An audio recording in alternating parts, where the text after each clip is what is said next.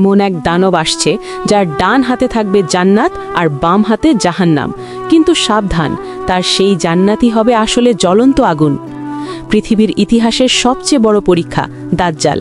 এক চোখ অন্ধ, কপালে স্পষ্ট লেখা কাফের, অথচ তার মায়াজাল হবে এতটাই শক্তিশালী যে মানুষ তাকেই রব বা খোদা মনে করে ভুল করবে। সে হুকুম দিলেই আকাশ থেকে বৃষ্টি নামবে, তার ইশারায় শুকনো মাটিতে ফসল ফলবে, ক্ষুধার্ত মানুষ এক মুঠো খাবারের জন্য তার পায়ে লুটিয়ে পড়বে, আর যে তাকে অস্বীকার করবে তার উপর নেমে আসবে চরম দুর্দশা। সেই সময় ঈমান বাঁচানো হবে হাতের মুঠোয় জ্বলন্ত কয়লা রাখার মতো কঠিন। মায়েরা সন্তানকে বুকে চেপে পাহাড়ে আর জঙ্গলে পালাবে। বাঁচার একমাত্র উপায় সূরা কাহাফ এবং আল্লাহর ওপর অটল বিশ্বাস। আল্লাহ আমাদের সবাইকে দাজ্জালের এই ভয়ানক ফিতনা থেকে হেফাজত করুন। কমেন্টে মন থেকে লিখুন আমিন।